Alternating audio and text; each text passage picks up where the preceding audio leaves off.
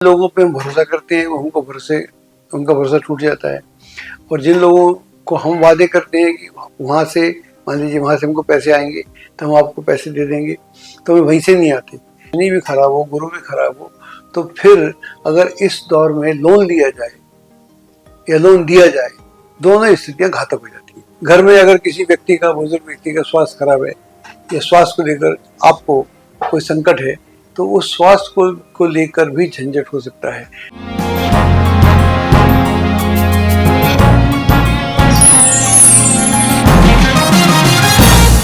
नमस्कार, मैं हूं डॉक्टर अजय भांपी और हम बताने जा रहे हैं मीन राशि का भविष्यफल 2025 का, और खास तौर से शनि के संदर्भ में। जैसा कि आप जानते हैं, आपके ऊपर शनि की 7.5 चल रही है और पहली ढैया का अंत हो रहा है, और 29 मार्च 2025 को शनि आपकी राशि यानी मीन में प्रवेश करेगा। तो यहाँ पर अगले 2.5 वर्ष रहेगा, यानी यह 7.5 का दूसरा ढैया आपके ऊपर प्रारंभ हो रहा है। तो ये शनि यहाँ पर प्रवेश करेगा जब मीन में, तो ये प्रवेश करेगा पूर्व भाद्रपदा नक्षत्र में, यानी गुरु के नक्षत्र में। लेकिन 28 अप्रैल 2025 को ये उत्तरा भाद्रपदा यानी शनि के नक्षत्र में प्रवेश कर जाएगा। और उसके बाद में 13 जुलाई को वक्री होगा, फिर पुनः 3 अक्टूबर को पुनः पूर्व भाद्रपदा में आएगा, लेकिन उससे पहले उत्तरा भाद्रपदा में रहेगा। तो ये एक स्थिति रहेगी। अभी आपकी राशि से जो बृहस्पति जो है, बृहस्पति आपकी राशि से अभी ठीक चल रहा है। अभी आपकी राशि से तीसरे भाव में चल रहा है, यानी वृष में चल रहा है, वृष राशि में चल रहा है, वहाँ पर ठीक है। लेकिन उसके बाद वो भी 14 मई को चतुर्थ होने वाला है, यानी शनि आपकी राशि में रहेगा और यह आपकी राशि से चतुर्थ हो जाएगा, जो अच्छा नहीं होता। चतुर्थ पंचम रहेगा, पूरे साल लगभग वही रहेगा। और जो राहु है वो आपकी राशि से द्वादश हो जाएगा। तो कहने का मतलब हुआ कि गोचर के तीनों ही ग्रह कहीं ना कहीं थोड़ा सा दिक्कत देने वाले हैं। जब शनि 7.5 में दूसरी बार आता है, सेकंड ढैया चलती है, इसका मतलब है कि कार्यों के बनने में रुकावटें आती हैं, मुश्किलातें आती हैं। जिन लोगों पे हम भरोसा करते हैं वो उनका भरोसा टूट जाता है।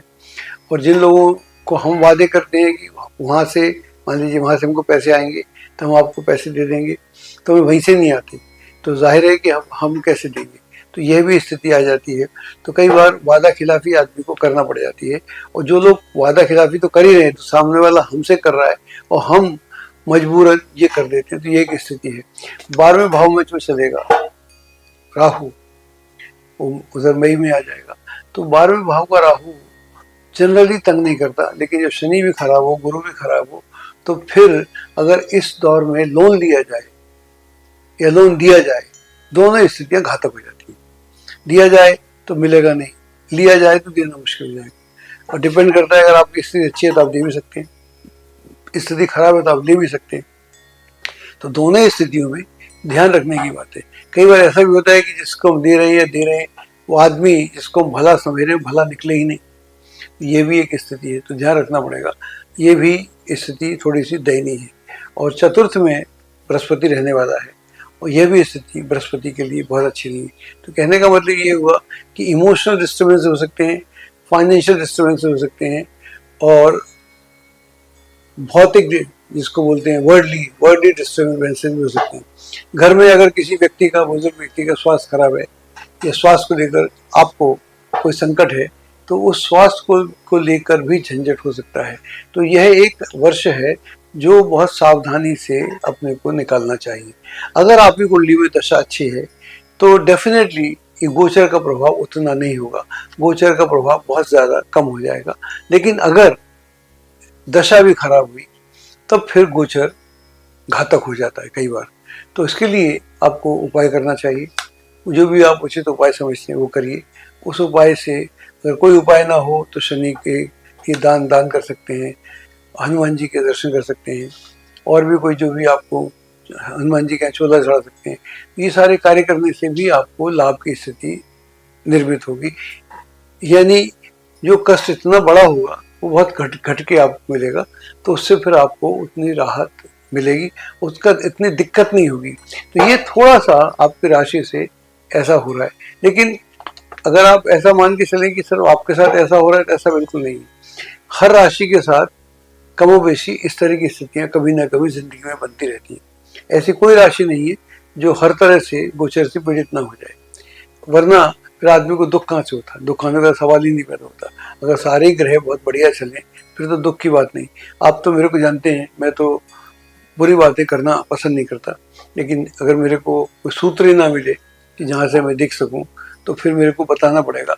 तो धन के मामले में ध्यान रखना पड़ेगा, हेल्थ के मामले में ध्यान रखना पड़ेगा, अपनी हेल्थ भी और परिजनों की हेल्थ भी। और इससे भी बचना पड़ेगा कि आप किसी झगड़ा वगड़ा बोल ले या कोर्ट केसेस में फंस जाएं या किसी और झंझट में फंसे। तो ये जो चीज़ें हैं, ये सावधानियां बरतने की ज़रूरत है। और अगर आप संभल के चलेंगे तो कोई दिक्कत वाली बात होगी नहीं।